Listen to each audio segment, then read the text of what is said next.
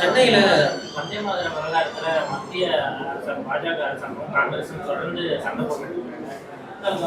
மக்களோட பிரச்சனைகளை கவலை கொள்ளாம வந்தே மாதர விவகாரத்துல தொடர்ந்து சண்டை போட்டுட்டே இருக்காங்க. யார் யாரு? காங்கிரஸ் கட்சிக்காரங்க, பிஜேபி. தமிழ்நாட்டில் சொல்லுங்களா? ஓவரால் இந்தியா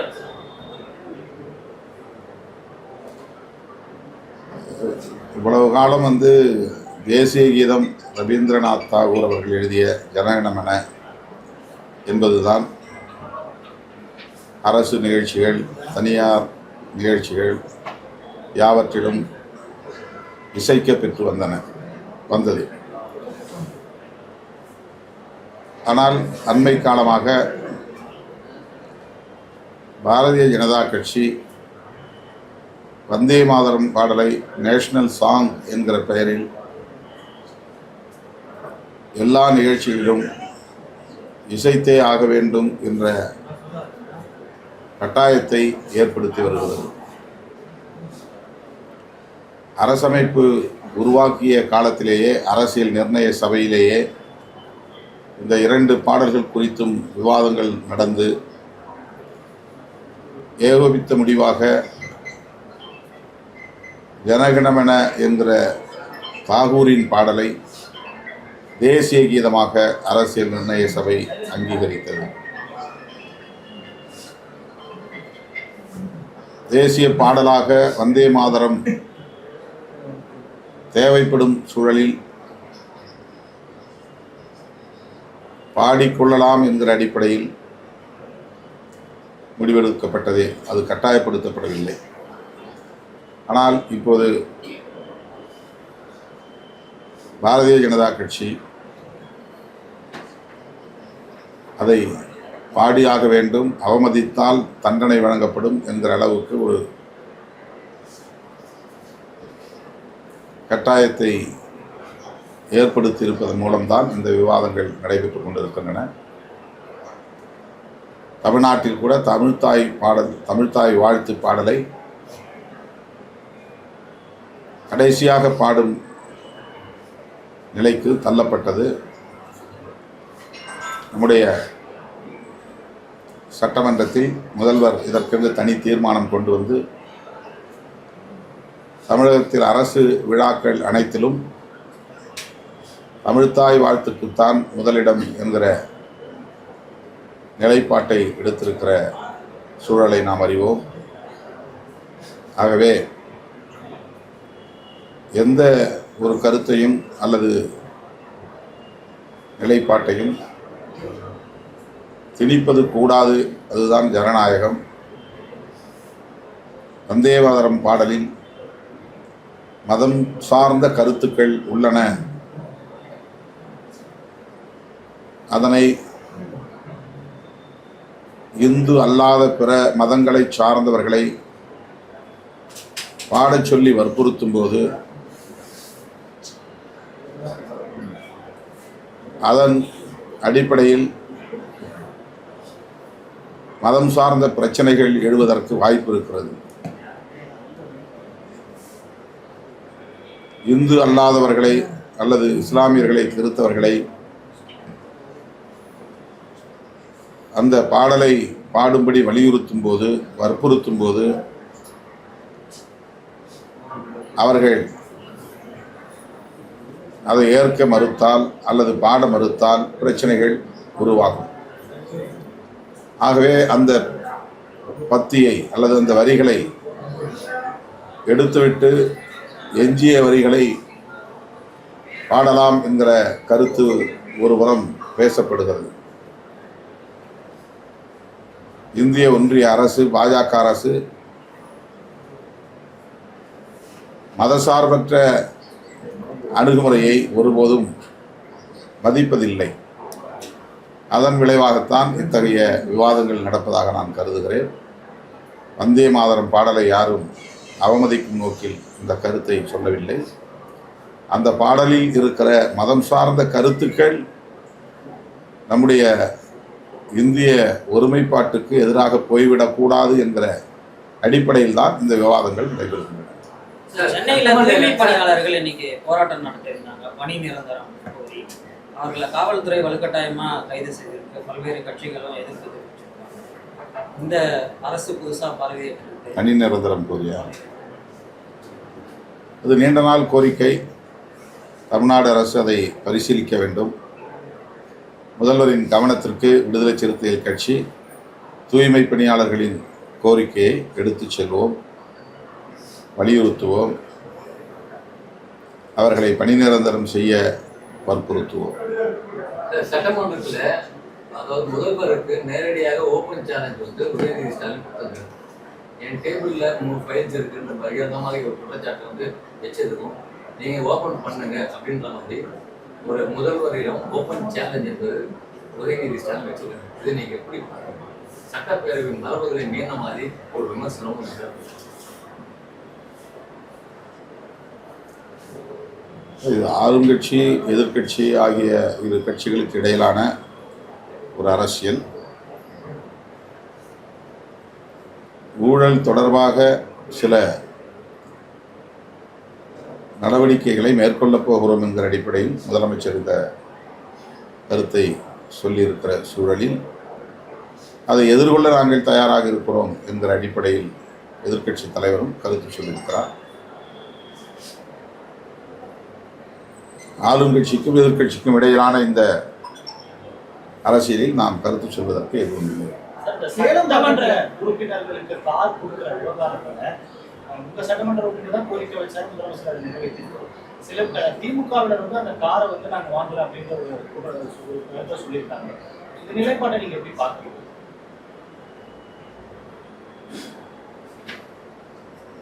எங்கள் சட்டமன்ற உறுப்பினர் ஜோதிமணி அவர்கள் விடுத்த வேண்டுகோளை ஏற்று முதலமைச்சர் அவர்கள் சட்டமன்ற உறுப்பினர்களுக்கு கார் மற்றும் அதற்கான பராமரிப்பு செலவு,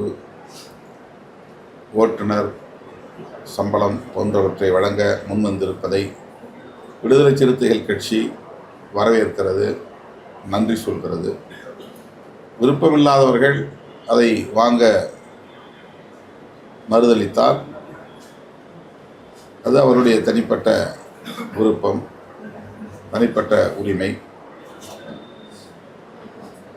ஆகவே அதில் கருத்து சொல்ல ஏதுமில்லை.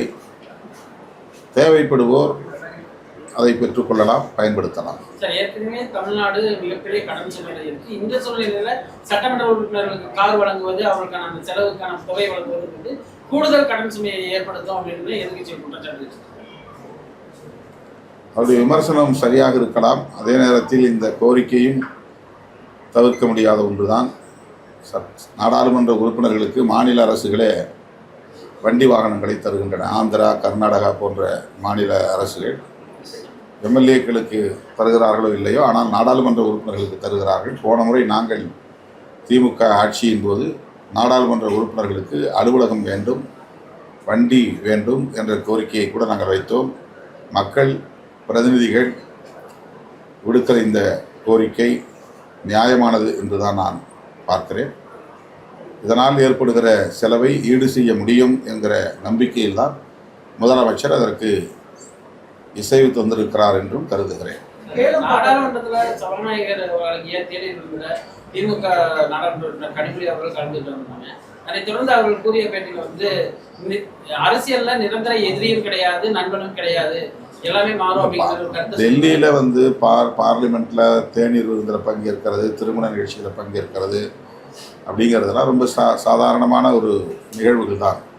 அதை வைத்துக்கொண்டு உடனே அணி சேர்க்கை, அணி மாற்றம் அப்படிங்கிற அடிப்படையில் அரசியல் பேசுவது தமிழகத்தில் மட்டும்தான், வேறு எந்த மாநிலங்களிலும் அப்படி இல்லை. பிஜேபி ஆட்சியாளர்கள் அவர்களுடைய இல்ல திருமண நிகழ்ச்சிகளுக்கு எல்லா கட்சியை சார்ந்தவர்களுக்கும் அழைப்பு விடுக்கிறார்கள். அதுபோல் தேநீர் விருந்துக்கு அழைப்பு விடுப்பது வழக்கமானது தான். எனவே அதை பெரிதுபடுத்த தேவையில்லை என்று என்னுடைய கருத்து. அரசியலில் நிரந்தர எதிரியும் கிடையாது, நண்பனும் கிடையாது அப்படிங்கிற ஒரு கருத்தையும் இந்த தேநீர் விருந்தில் கலந்துக்கிட்டது பெரிய சர்ச்சைக்குரிய விஷயம் இல்லை, அவ்வளோதான். சார், இன்னைக்கு திமுகவுடைய தோல்விக்கு பிறகு ஒரு முக்கியமான ஆலோசனை நடந்திருக்கு. கட்சிக்குள்ள நிறைய மாற்றங்களை கொண்டு வர போறோம், திராவிட கட்சியினுடைய தோல்விகள் அப்படிங்கிறது நிரந்தரமானது இல்லை, மீண்டும் வந்து வரும்னு சொல்லி மு க ஸ்டாலின் அவர்கள் பேசியிருக்காரு.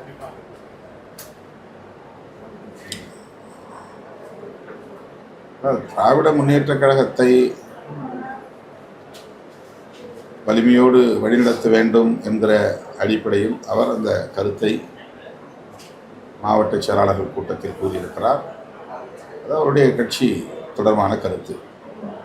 மூத்தவர்களுக்கான வாய்ப்பு அப்படிங்கிறது குறைக்கப்படுங்கிறது அவங்களுடைய கட்சி நிலைப்பாடு.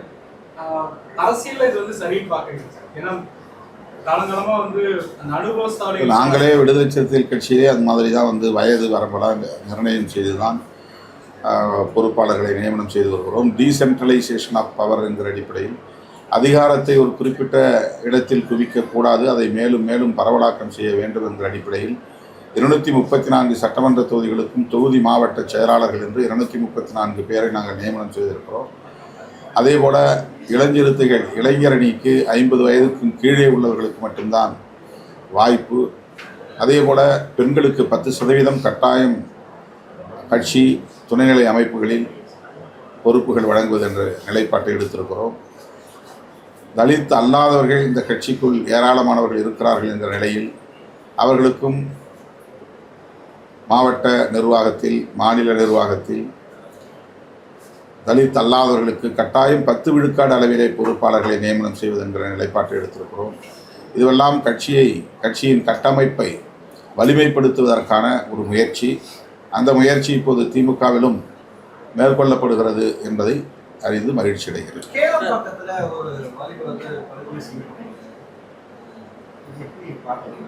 அவருடைய தாயாரிடத்தில் நான் தொலைபேசி வாயிலாக இன்று மாலை பேசினேன். மிகுந்த வேதனை அளிக்கக்கூடிய துயரமளிக்கக்கூடிய ஒரு சம்பவம். தந்தை இல்லாத பையன், 4 பிள்ளைகளை வைத்து நான் மிகவும் சிரமப்பட்டு இவர்களை எல்லாம் ஆராய்ச்சி வருகிறேன். திடீரென்று ஒரு தொலைபேசி அழைப்பு வந்தது. வெளியே போனான். 10 நிமிடத்தில் அவனை வெட்டி சாய்த்து விட்டார்கள். மருத்துவமனையிலே அனுமதிக்க பெற்றும் காப்பாற்ற முடியவில்லை என்று அவர் கதறி அழுதார்.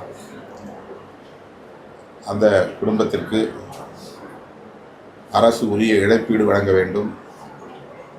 அதில் சம்பந்தப்பட்ட ஒரு சிலர் கைது செய்யப்பட்டிருக்கிறார்கள். காதல் விவகாரம்தான், அதுவும் ஆணவ கொலைதான் என்று கொலை செய்யப்பட்ட இளைஞரின் தாயார் என்னிடத்திலே கூறினார். தமிழ்நாடு அரசின் கவனத்திற்கு இதை நாங்கள் எடுத்துச் செல்ல இருக்கிறோம். ஆணவ கொலை தடுப்புச் சட்டம் எவ்வளவு இன்றியமையாத தேவையாக இருக்கிறது என்பதை மீண்டும் வலியுறுத்துவோம். 2 நாட்களுக்கு முன்பு முதலமைச்சர் அவர்களை சந்தித்த போது ஆணவ கொலை தடுப்புச் சட்டத்தை கொண்டு வருவதற்கான முயற்சிகளை மேற்கொள்ள வேண்டும் என்கிற வேண்டுகோளையும் வைத்தோம். இந்த இளைஞரின் படுகொலை வன்மையான கண்டனத்திற்குரியது. அதில் தொடர்புடைய யாராக இருந்தாலும் அதில் சம்பந்தப்பட்ட ஒருவர் தாவேகா கட்சியை சார்ந்தவர் என்ற கருத்தும் உள்ளது. ஆகவே யாராக இருந்தாலும் அவர்கள் மீது உரிய நடவடிக்கை, கடும் நடவடிக்கை எடுக்க வேண்டும் என்று வலியுறுத்துகிறேன். கட்சிக்காரங்களோட தகவலை வாங்க சொல்லியிருக்காங்க. அப்போ அந்த இதை கண்டிச்சு ஒரு அறிக்கை விடும்போது இவர் சிபிஎம் மாநில செயலாளர் சொல்றாரு, உங்களுக்கு கம்யூனிஸ்ட் முக்கியமா இல்ல அதிகாரிகள் முக்கியமான ஒரு மிரட்டும் தோணியில அரசு நோக்கி இப்படி ஒரு கருத்து வைக்க மாதிரி எப்படி பாக்குறீங்க?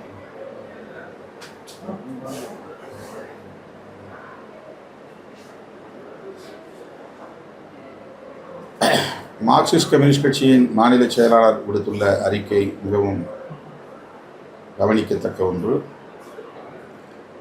அதிகார வர்க்கத்தை சார்ந்தவர்கள் தலைமைச் செயலாளர் பொறுப்பிலே இருக்கக்கூடிய அளவுக்கு உயர் பதவிகளில் இருப்பவர்கள் திரு ஜோசப் விஜய் அவர்களின் தலைமையில் உருவாகி இருக்கிற இந்த அரசுக்கு எந்த வகையிலும் நெருக்கடியை ஏற்படுத்திவிடக்கூடாது என்கிற எச்சரிக்கையை சுட்டிக்காட்டியிருக்கிறார்கள்.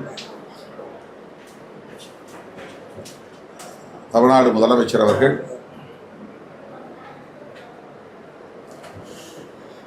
அதை கவனத்தில் கொள்ள வேண்டும் என்பது என்னுடைய வேண்டுகோள்.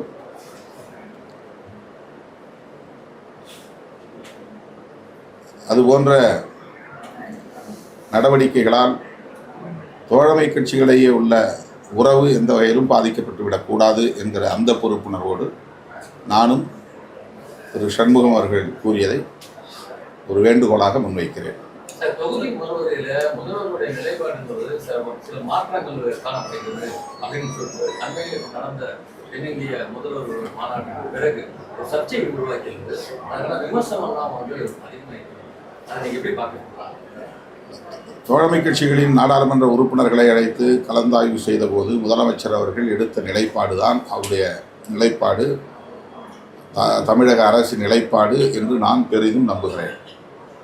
அதாவது தற்போதைக்கு நாடாளுமன்ற தொகுதி மறுவரையறை தேவையில்லை, 25 ஆண்டு காலத்திற்கு அதை தள்ளி வைக்க வேண்டும் என்கிற அந்த நிலைப்பாடு. அதே நேரத்தில் அந்த கூட்டத்தில் எடுக்கப்பட்ட முடிவு தமிழ்நாட்டுக்கு இதுவரையில் எத்தனை சதவிகிதம் இந்த பங்களிப்பு இருந்ததோ அது அப்படியே தக்க வைக்கப்பெற வேண்டும் என்கிற நிலைப்பாடாகும். இந்த கருத்தின் அடிப்படையில் தான் அவர் அங்கே பேசியதாக நான் கருதுகிறேன். அந்த கூட்டத்தில் எடுக்கப்பட்ட முடிவிலிருந்து தாவேகா மாறாது, தமிழ்நாடு அரசு மாறாது என்றும் நான் நம்புகிறேன். 100 நாட்கள் முடிஞ்சிருக்கு. தாவேகா அரசு பதவியேற்று 100 நாட்கள் முடிவடைஞ்சிருக்கு. சட்டமன்றத்தில் ஆக்கப்பூர்வமான விவாதங்களை முன்னெடுக்கல, அமைச்சர்களுக்கு பதில் சொல்ல தெரியலன்னு சொல்லிட்டு முன்னாள் அமைச்சர் செந்தில் பாலாஜி ஒரு குற்றச்சாட்டு. எப்படி சட்டமன்ற நிகழ்வுகளை எப்படி நீங்க? ஆட்சி நிர்வாகத்திற்கு முற்றிலும் புதியவர்கள் தாவேகா கட்சியை சார்ந்தவர்கள். இந்த 100 நாட்களில் அவர்கள் பொதுமக்களிடையே பெரிய அளவில் எந்த கெட்ட பெயரையும் எடுக்கவில்லை. அவர்களுக்கு விவாதிக்க தெரியவில்லை, பதில் சொல்ல தெரியவில்லை என்பது ஜனநாயகத்தில் ஒரு பெரிய குறைபாடு இல்லை. அவர்கள் நிர்வாக திறமையற்றவர்கள் அல்லது லஞ்ச லாவண்யம், ஊழல் போன்றவற்றுக்கு இடம் கொடுத்து விட்டார்கள் என்கிற அடிப்படையில் எந்த விமர்சனமும் இதுவரை எழவில்லை.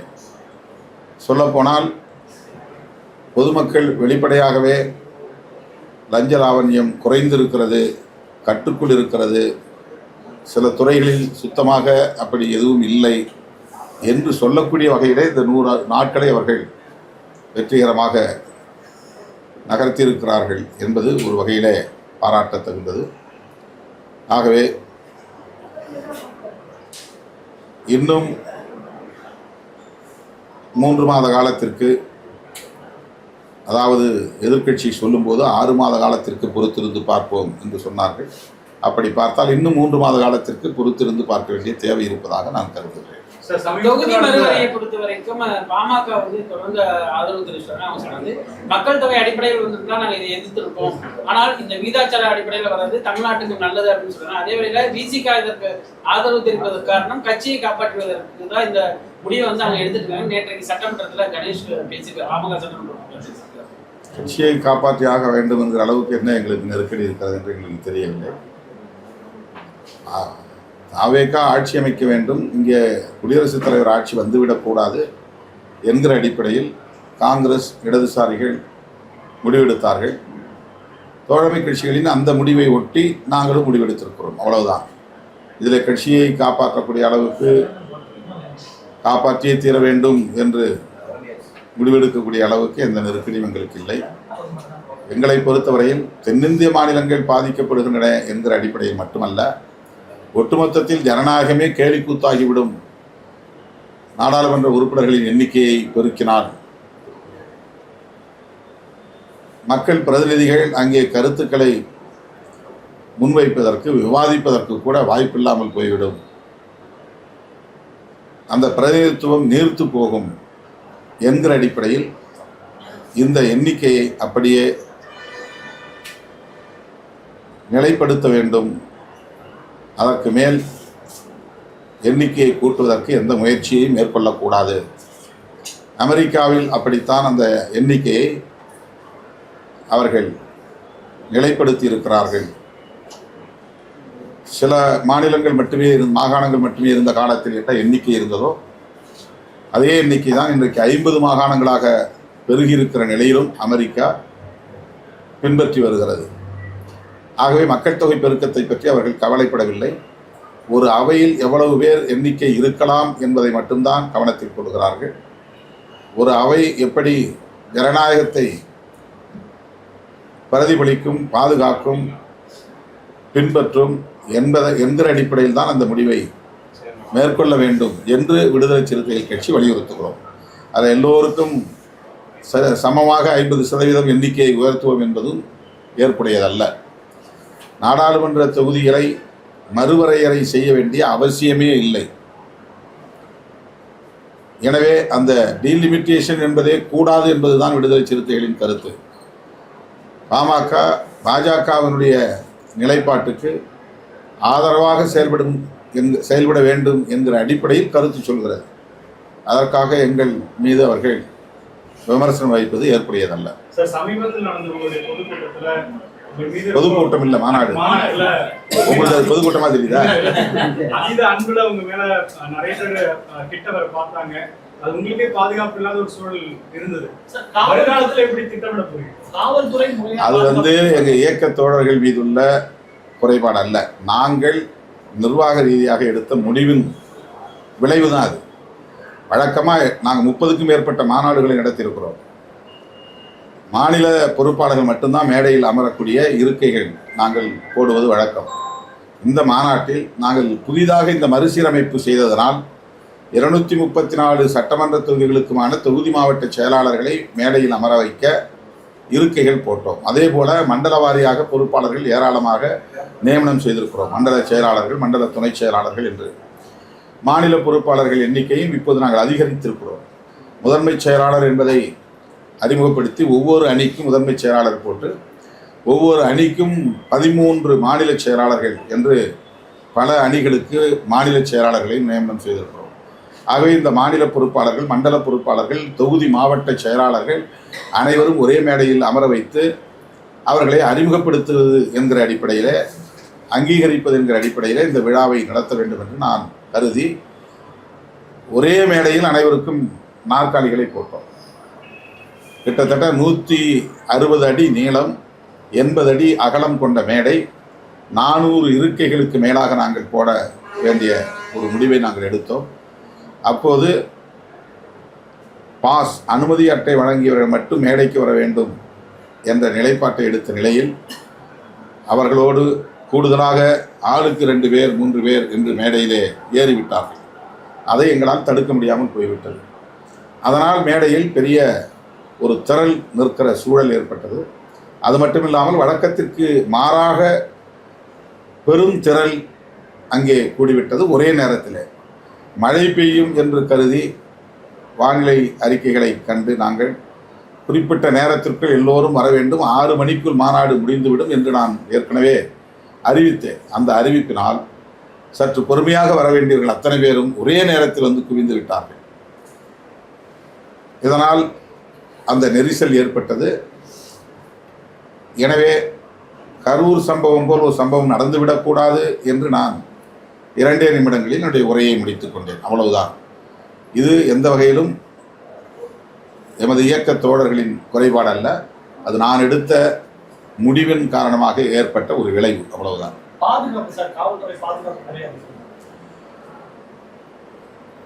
இந்த மாநாட்டை விமர்சனம் செய்யக்கூடியவர்கள் அல்லது என்னை விமர்சனம் செய்யக்கூடியவர்கள் யாருமே நீங்கள் சிந்திக்கிற அடிப்படையில் சிந்திக்கவில்லை, பேசவில்லை. காவல்துறை என்ன செய்தது, அந்த மேடையை சுற்றி எவ்வளவு பேர் காவல்துறையினர் நிறுத்தப்பட்டார்கள், மேடையில் ஏறக்கூடியவர்களை அவர்கள் கண்காணித்தார்களா இல்லையா, இந்த பாதுகாப்பு தொடர்பான ஏற்பாடுகளை செய்தார்களா இல்லையா, இது வழக்கமான ஒரு கேள்வி. ஆனால் விடுதலை சிறுத்தைகளின் மீது காழ்ப்புணர்ச்சி கொண்டவர்கள் அந்த கோணத்தில் எதையுமே பேசாமல் இவர்கள் ஒழுங்கீனமானவர்கள் என்று ஒரு தோற்றத்தை உருவாக்குவதற்கு முயற்சிக்கிறார்கள். அதனால் எங்கள் வலிமையை அவர்கள் நீர்த்து போகச் செய்ய முடியாது. நாளுக்கு நாள் இந்த இயக்கம் வலிமை பெற்று வருகிறது. திரு விஜய் அவர்களின் வருகைக்கு பிறகு விடுதலை சிறுத்தைகள் கட்சி கரைந்து போய்விட்டது என்றெல்லாம் 3 மாத காலமாக சமூக ஊடக தளங்களில் அவதூறுகளை பரப்பியவர்களின் முகத்தில் கரியை பூசியிருக்கிறார்கள் சிறுத்தைகள். அதற்கான ஒரு மாநாடு தான் இந்த மாநாடு சான்றாக அமைந்திருக்கிறது. குறிப்பாக 30 வயதுக்குட்பட்ட இளம் தலைமுறையினர் 50% மேல் பங்கேற்றார்கள் என்கிற உண்மையும் அவர்களுக்கு கசக்கலாம். ஆனால் அதுதான் உண்மை. வரப்போற உள்ளாட்சி தேர்தலில் மேயர் பதவி கேட்பீங்களா சார்? அதெல்லாம் நாங்கள் இன்னும் முறைப்படி கூட்டணி பேச்சுவார்த்தை நடத்தி அதிகாரபூர்வமாக கூட்டணியை அறிவித்த பிறகு கேட்க வேண்டிய கேள்வி. டீலிமிட்டேஷன்ல அந்த 50%, அதாவது ஃபேர் டீலிமிட்டேஷன் அப்படிங்கிறத ஏற்றுக்க முடியாது அப்படிங்கிறது உங்களோட நிலைப்பாடு. ஆனா திமுக சொல்றது நோ டீலிமிட்டேஷன் கிடையாது, ஃபேர் டீலிமிட்டேஷன் அப்படிலாம் சொல்றாங்கன்னா அப்போ அவங்க மத்திய பாஜக அரசோட கருத்தோட ஒத்து போறாங்கன்னு பார்க்கலாம். நாம் ஒரு யூகமாக ஒரு கேள்விக்கு ஒரு யூகமாக ஒரு பதிலை சொல்ல முடியாது. ஏற்கனவே நாங்கள் திமுக கூட்டணியில் இருந்தபோது அந்த டீலிமிட்டேஷன் பில் வந்த உடனேயே முதலில் கடுமையான எதிர்ப்பை தெரிவித்தது திமுக. அதை ஒட்டி எல்லா எதிர்க்கட்சிகளும் நாங்கள் ஒருங்கிணைந்து மக்களவையிலும் மாநிலங்களவையிலும் பெரும் குரல் எடுத்து பேசினோம். அதன் விளைவாக அன்றைக்கு அது தோற்று போனது. ஆகவே எதிர்காலத்தில் என்ன முடிவை திமுக எடுக்கப் போகிறது என்பதை பொறுத்திருந்து தான் நாம் பார்க்க வேண்டும். எங்களை பொறுத்தவரையில் அந்த பில் வரணும். அந்த பில் என்ன சொல்லணும்னா, இந்த இருக்கிற இப்போ 545 543 அந்த 543 அப்படியே ஃப்ரீஸ் பண்ணணும். அந்த எண்ணிக்கை இனிமேல் எப்போதுமே கூடுதலாக அறிவிக்க மாட்டோம், மாற்ற மாட்டோம் என்று ஃப்ரீஸ் செய்ய வேண்டும், நிலைப்படுத்த வேண்டும். இதுதான் விடுதலை சிறுத்தைகள் கட்சியுடைய கருத்து. இந்த கருத்தை எல்லா கட்சிகளும் எதிர்க்கட்சிகளும் பேச வேண்டும். எண்ணிக்கையை பெருக்குவது எந்த வகையிலும் எந்த கோணத்திலும் நாட்டுக்கு நல்லதல்ல, ஜனநாயகத்திற்கு நல்லதல்ல. மக்களவையை கேலி கூத்தாகிவிடும். இப்போது இருக்கக்கூடிய உறுப்பினர்களுடைய எண்ணிக்கைக்கு உரிய பிரதிநிதித்துவம், அதாவது நாடாளுமன்றத்தில் பேசுவதற்கு வாய்ப்பே கொடுக்கப்படலை. இந்த சூழல்ல உறுப்பினர்கள் எண்ணிக்கை அதிகரிக்கப்பட்டா இன்னும் கூடுதல். அதனால தான் சொல்றோம், அதனால தான் விடுதலை சிறுத்தை கட்சி சார்பில் சொல்றோம், 2 உறுப்பினர்களை கொண்ட கட்சி, 1 உறுப்பினர்களை கொண்ட கட்சி பெரும்பாலான விவாதங்களில் பங்கேற்கவே முடிவதில்லை. ரொம்ப போராடித்தான் மணிக்கணக்கில் காத்திருந்து 2 நிமிடம் 3 நிமிடம் வாங்கி நாங்கள் பேசுகிறோம். அப்படி இருக்கிற போது எண்ணிக்கை இன்னும் பெருகினால் யாரும் அங்கே எந்த கருத்தையும் பேச முடியாது. 5 வருஷத்தில் 1 முறை 2 முறை பேசுறது கூட பெரிய அபூர்வமாயிடும் நாடாளுமன்ற உறுப்பினர்கள். ஆக பிரதிநிதித்துவம் என்பது இல்லாமலே போய்விடும். ஆகவேதான் அந்த எண்ணிக்கையே கூட்டக்கூடாது என்கிற நிலைப்பாட்டைத்தான் எடுக்க வேண்டும். அது திமுகவாக இருந்தாலும் சரி, காங்கிரஸாக இருந்தாலும் சரி, எதிர்க்கட்சிகள் அனைத்தும் இந்த நிலைப்பாட்டை வலியுறுத்துவதன் மூலம்தான் இந்திய ஜனநாயகத்தை பாதுகாக்க முடியும் என்பது விடுதலை சிறுத்தைகளின் கருத்து. Okay, sir.